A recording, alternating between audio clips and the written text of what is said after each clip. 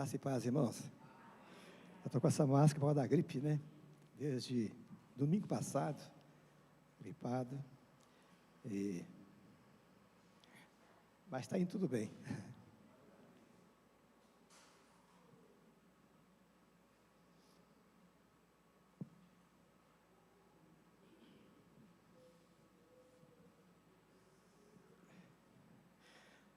Esse mês é o mês que está falando sobre obediência, né? Nós vamos seguir então aí a linha do assunto, né? Sobre obediência. E o versículo que muito foi lido aí durante esse mês é o 1 Samuel 15, 22, né? E nós vamos repetir esse versículo para o início da nossa fala aqui, né? Nossa palavra do Senhor. Então já está aí, 1 Samuel 15, versículo 22, para a gente ler. Antes vamos fazer mais uma oração.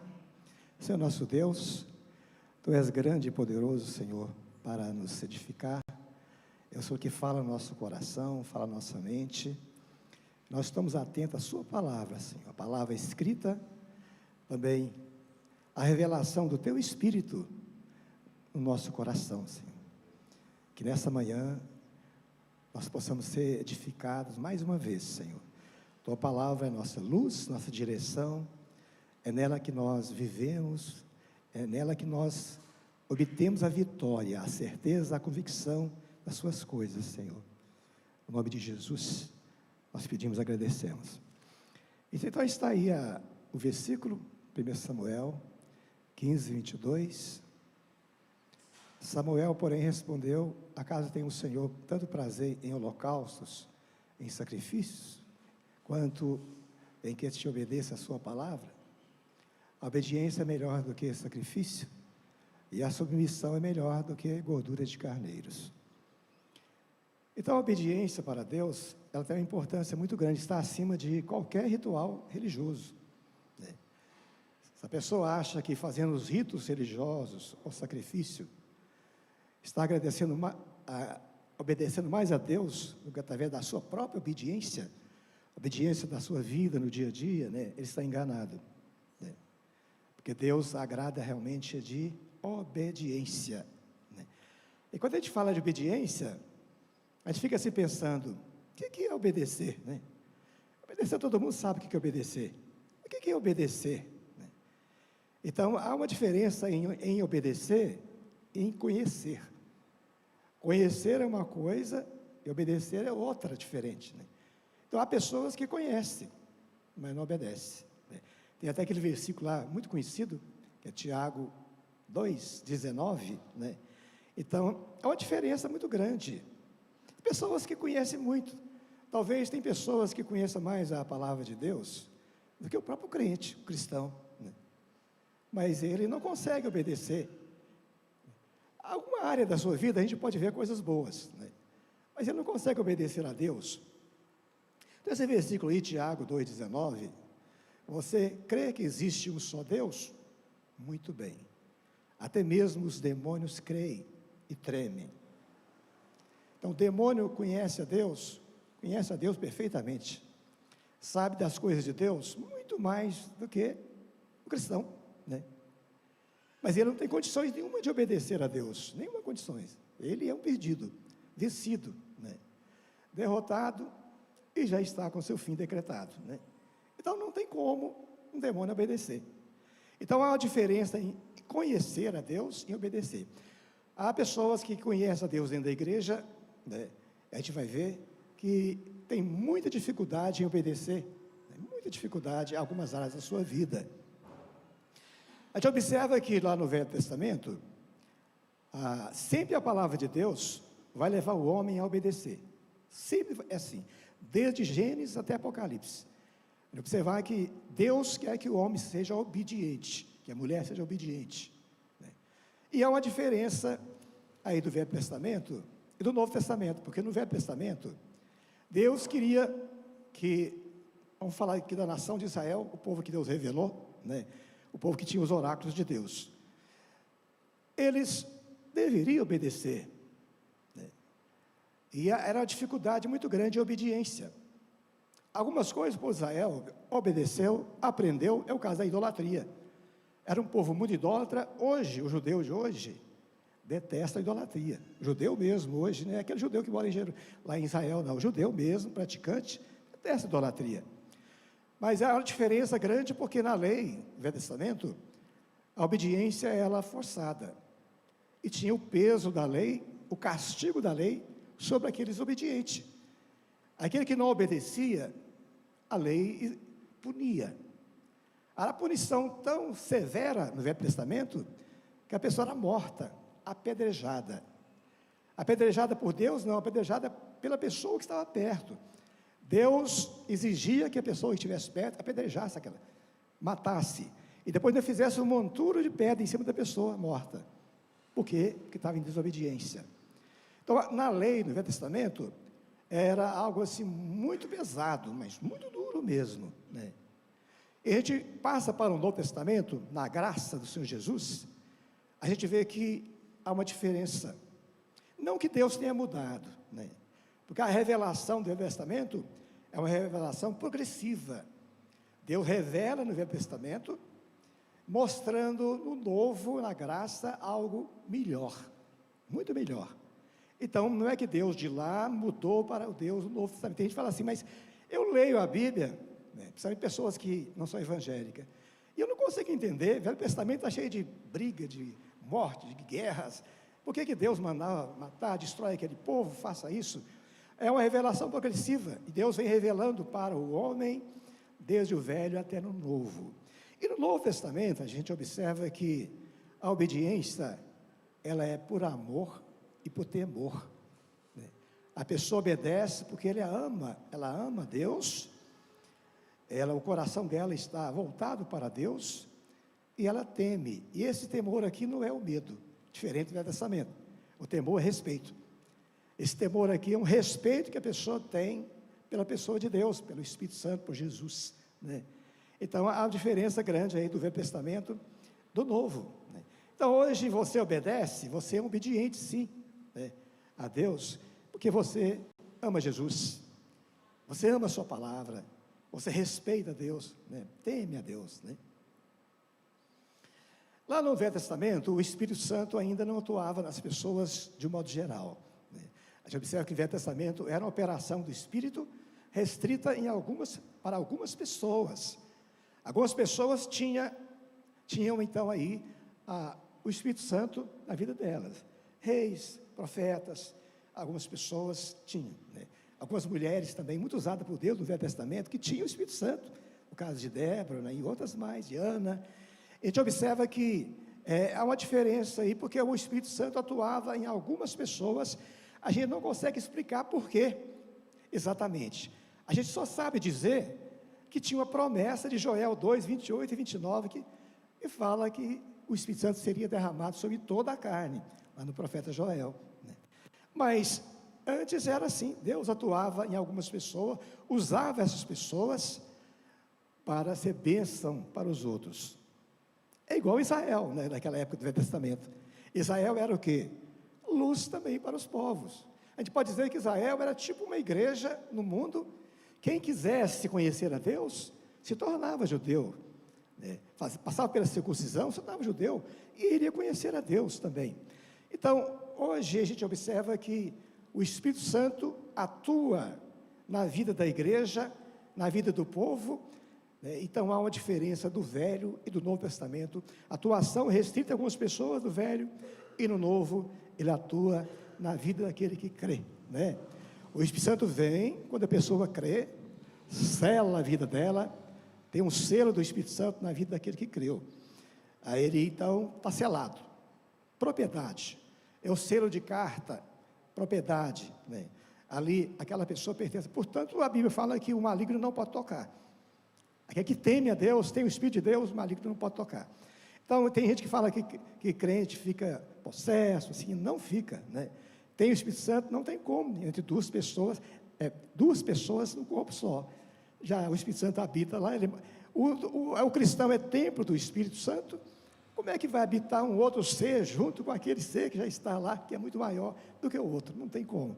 Então, quem aceita Cristo Jesus, entrega a sua vida para Ele, selado, propriedade do Senhor, né? Ele manda naquela vida, Ele dirige aquela vida, né? Aí está o segredo da salvação, né?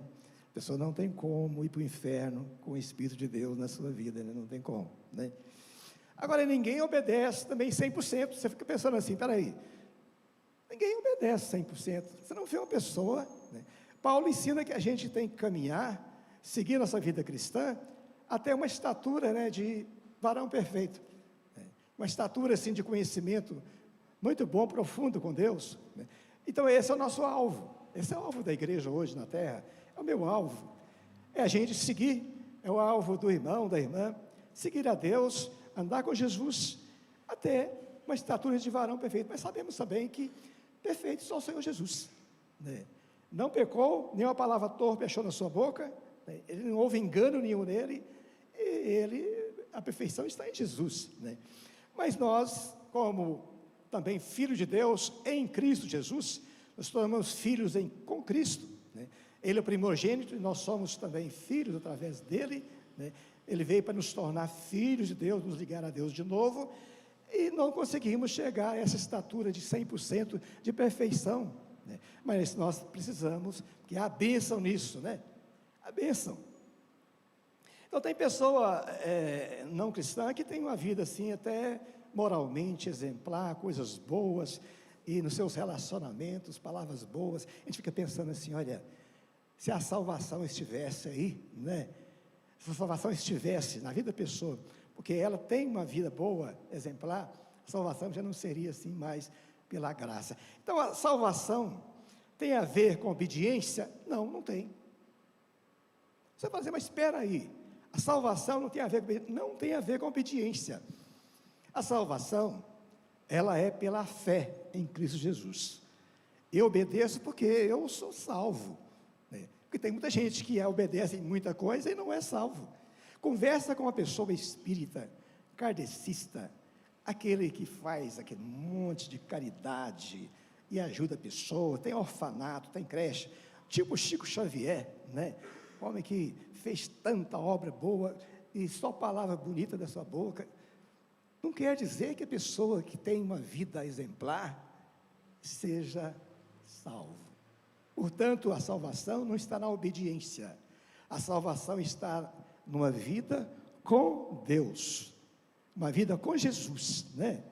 A minha vida com Jesus, aí está a salvação, porque senão seria mérito humano, seria um mérito puramente humano, se eu estivesse fazendo coisas para me merecer a salvação, né? Eu faço um monte de coisa e agora eu mereço.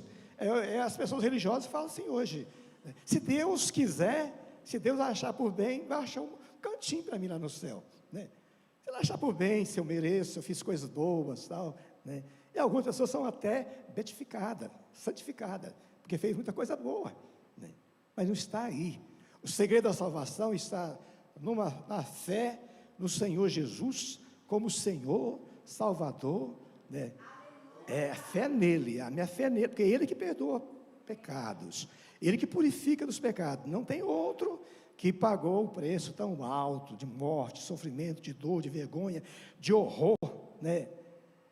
Para salvar ninguém, só Ele, né? Não existe na face da terra. Você pode citar todos os grandes fundadores de religiões, Buda, Maomé, outros grandes aí que fundaram religiões, Chico Xavier, Allan Kardec, tanta gente, você não vai achar uma pessoa que morreu pelos pecados da humanidade, ressuscitou no terceiro dia, apareceu para mais de 500 pessoas, depois ressuscitado, depois foi assunto ao céu, subiu, e tinha lá a presença de multidão de gente, vendo ele subindo, né?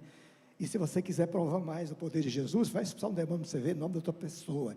Se você for expulsar demônio em nome de outra pessoa, ele não sai.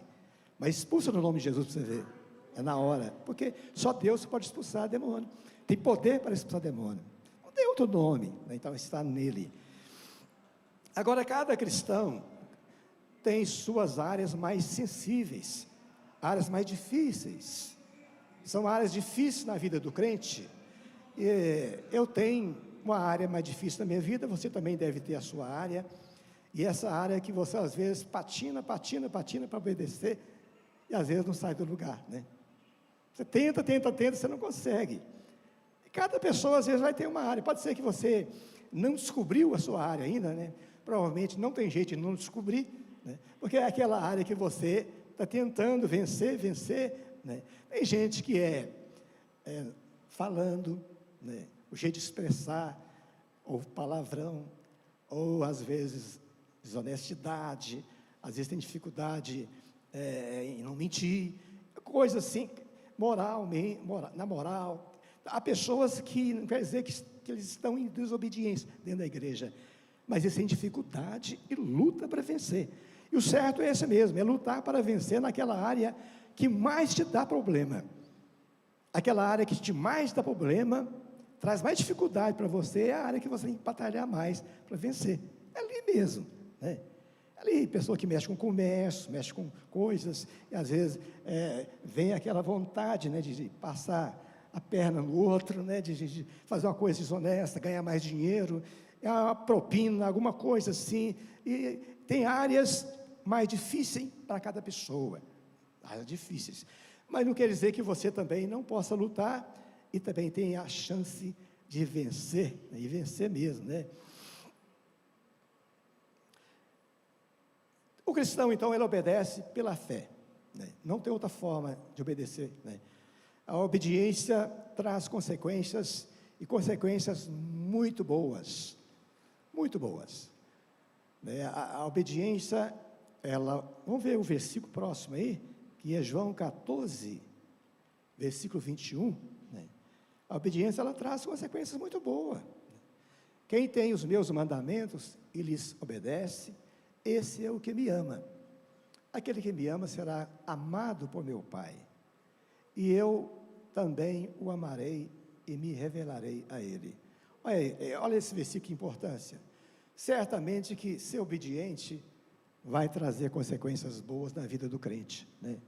A gente não obedece simplesmente pelo fato de, eu vou obedecer porque a Bíblia diz, e que, assim a Bíblia diz, mas também porque há promessas na palavra de Deus, que o obediente, ele é amado. Podemos dizer que quem obedece mais é mais amado? Certamente que o amor de Deus, ele está em todas as pessoas. Deus ama a todos, Deus ama até o descrente, né? Mesmo não conhecendo a Deus, Deus ama.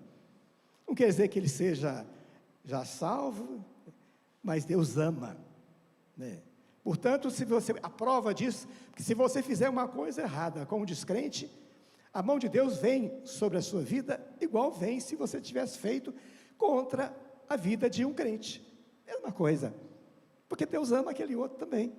Ele não está na igreja, ele não conheceu Jesus ainda, mas Deus ama ele, né? Então Deus ama. Então a consequência de amar a Deus traz o amor de Deus profundo no nosso coração. Posso dizer que amar a Deus e obedecer a Deus vai trazer a consequência de que você vai sentir mais o amor de Deus na sua vida. Você vai ter uma convicção muito maior que Deus te ama profundamente. Não é dizer que Ele não ame, mas você vai ter uma consequência, vai ver claramente que Deus te ama nos menores detalhes da sua vida. Coisas pequenas e coisas grandes.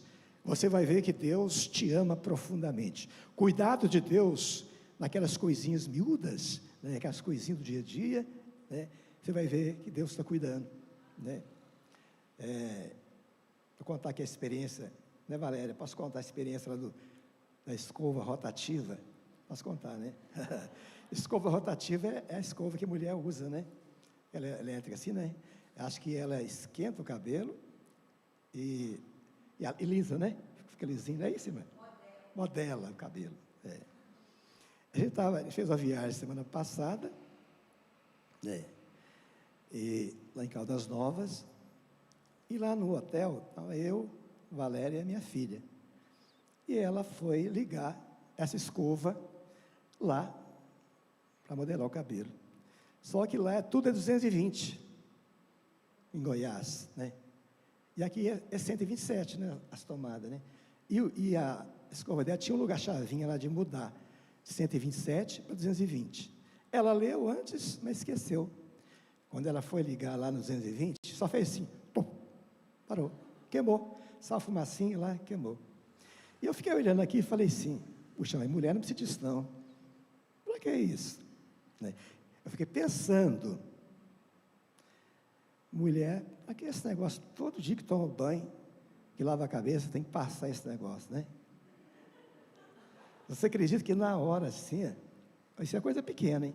Na hora, veio na minha mente assim, ela merece a escova. Senhor, ela merece, tá bom. Né? Ela merece. Né? Depois ela falou comigo assim, olha, eu tenho uma pessoa do meu lado, assim, não, ela é do seu lado há muito tempo. Então, aí eu fui comprar uma máquina aqui no Ceasa, e ela ia pagar metade da máquina, mas cortar grama. Eu falei para ela assim, você não vai pagar, porque eu errei lá, agora a sua parte você não vai pagar, eu vou pagar a escova para você. Eu errei, né? Eu não tinha nem que ter pensado que a mulher não merece isso, né? Mas eu pensei, né? E aí, a gente vê que Deus, nas coisas pequenas da nossa vida, Deus cuida, né? Coisas pequenas, pode ser que você não vê isso, né? Na sua vida, mas quem ama a Deus, quem obedece a Deus, certamente que você vai ver a mão de Deus agindo na sua vida, até nas coisinhas pequenas, vai estar do seu lado, viu? Do seu lado. O cristão obedece, ou tenta obedecer, né? Ele tem que tentar obedecer em tudo, né? Primeiro que ele tem Deus, ele é morado do Espírito Santo, ele conhece a Deus, ele teme. Então, obedecer é sinal de bênção, de muita bênção, né? Agora, uma coisa importante, nós vamos ver o próximo versículo, que é João 16, 33, né? A gente vai ver que a obediência também não nos livra de algumas coisas, né? Tem umas coisas na vida do cristão que a obediência não vai livrar. Então, vamos ver aí João 16, 33.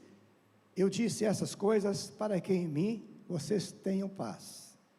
Nesse mundo vocês terão aflições, contudo, tenham ânimo. Eu venci o mundo. Então, há coisas na vida do crente que a obediência não livra, né? Traz bênção? Traz. Consequências boas? Traz. Mas alguns aborrecimentos e sofrimento, você não vai ficar isento disso. Quando a gente estiver com os pés aqui na terra, né? A gente estiver aqui, andando aqui, comendo, bebendo, indo para lá e para cá e tal, alguns aborrecimentos você vai ter. Eu tenho, você tem, todos nós temos, né? E eu tinha lá um sítio, eu achava que lá eu estava isolado e que eu não ia ter problema nenhum, porque num sítio onde só ouvia o barulho de avião passando por cima, né? Aqui é só paz, sossego, né? E estava na rede, depois do almoço, e aqui está muito bom, né? Eu estou longe da cidade, não tem problema mais. Isso durou um tempo. Depois o vizinho me ligou comigo. O vizinho foi lá, o cachorro do vizinho dormiu uma noite lá na varanda da minha casa, e ele foi falar comigo, você roubou meu cachorro, né? O terreno todo aberto, né? O cachorro entrava e saía e tal. Então, não tem jeito. Há coisas que a obediência não vai te livrar. Ah, mas eu mereço, Senhor. Não, você pode até vencer, e vai vencer, mas não quer dizer que você vai ser isento de problemática da vida. Não vai ficar isento. Você vai ter que enfrentar essas coisas, né? Deus pode te dar condições para você vencer. Ele vai te dar condições, mas não quer dizer que Deus vai te isentar daqui, colocar você longe daqueles problemas, não, e nada vai chegar em você, vai te blindar de tal forma que nada te alcance, sim, problemas da vida. Não, vai ter problema sim, pastor, missionário, crente da igreja, qualquer pessoa vai ter problema. Dentro da igreja às vezes tem os problemas, não existe uma igreja perfeita, vai ter os problemas também, as dificuldades dentro da igreja, né? Os pastores estão aí, sabem muito bem disso, que tem problemas dentro das igrejas, mas a gente tem condição de vencer os problemas, estando na autoridade do Espírito, na palavra de Deus, no poder do Espírito Santo, a gente consegue dialogar e vencer, e vai vencendo. É isso que Deus faz conosco, não nos tira do mundo, mas nos dá condições de vencer o mundo, né? Nós estamos aqui, como o versículo diz, nós estamos no mundo e temos aflições, mas Deus nos dá a capacidade para resolver e vencer, né? E na obediência nós somos amigos de Deus. Deus é o nosso amigo, né? Grande amigo, né?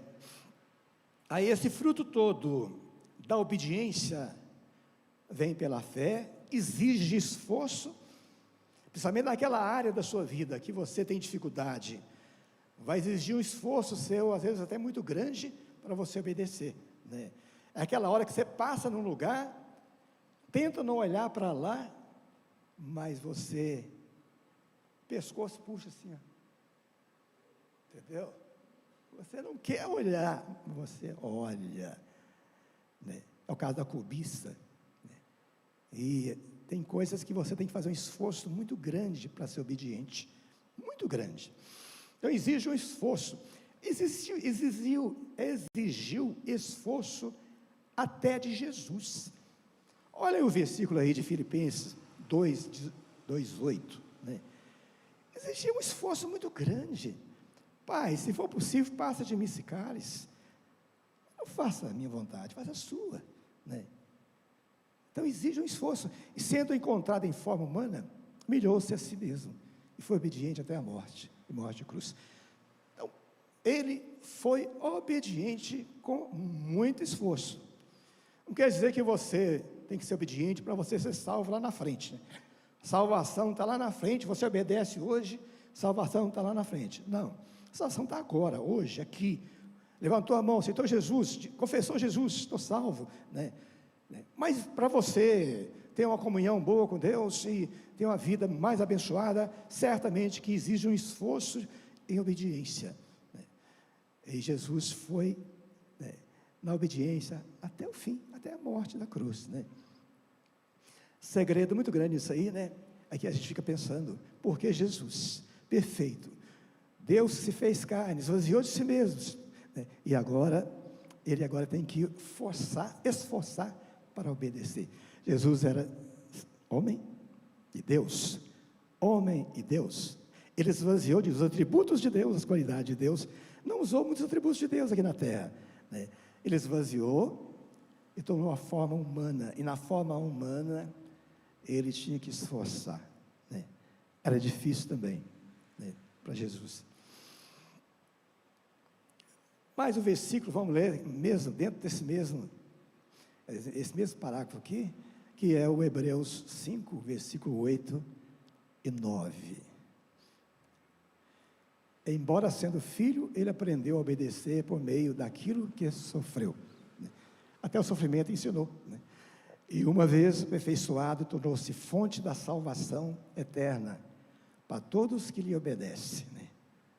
E aí a obediência culminou, né, num sacrifício perfeito, agradável a Deus. Podemos dizer que o último sacrifício é o de Jesus, e é o último sacrifício de Jesus, né?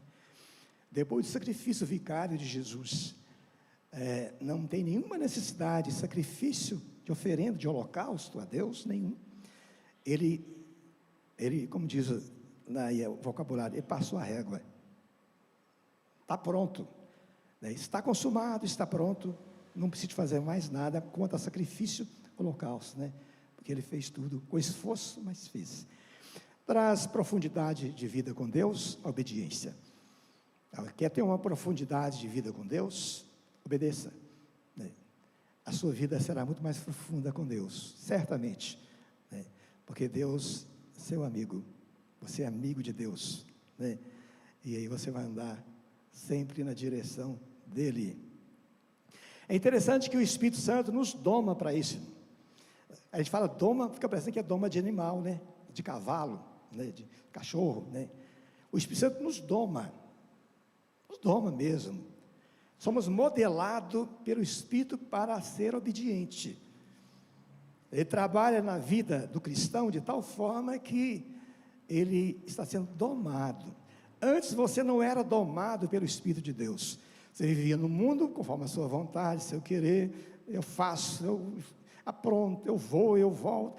Não, agora o Espírito Santo doma, né, a pessoa, coloca ele de uma forma que ele sabe que está obedecendo por causa dele, que está em nós, por causa do Espírito de Deus que está em nós, porque antes eu não conseguia fazer isso, mas agora eu consigo fazer, né? Então o Espírito vai trabalhar na vida da pessoa de tal forma que aquela pessoa dura, aquela pessoa vingativa, né, agora obedece, ou procura obedecer, ou ele procura obedecer. Se ele ainda não está nessa área, né, bem domado, certamente que o desejo do Espírito Santo é que você vença nessa área da sua vida, com toda certeza, né? E para finalizar, aquele que não obedece se engana a si próprio. Tiago 1:22, né? Essa palavra aqui nessa manhã é tipo uma escola dominical, né? É mais ou menos assim, né, pastora? É mais ou menos assim, né? E como é uma área assim que eu às vezes faço um pouquinho, né?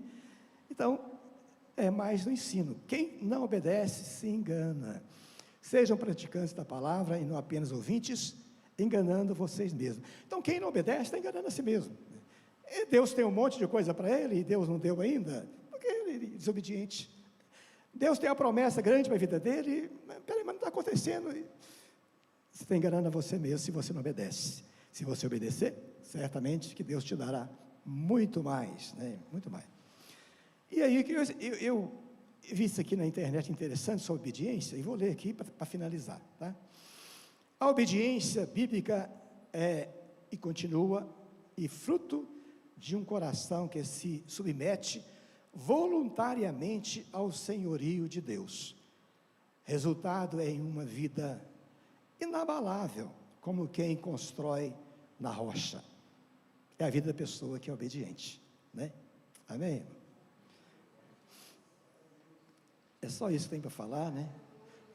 Com muita gripe, tudo. Obrigado, Senhor, Deus poderoso. Nos ensina cada dia, Senhor, a ser obediente naquela área mais difícil, aquela área que nós lutamos, e às vezes não conseguimos muita coisa, mas o desejo é vencer. Nos abençoe, Senhor, nessa área. Sabemos que cada pessoa tem uma área mais difícil, aquela área assim que é só o Senhor trabalhando, esforço humano para vencer.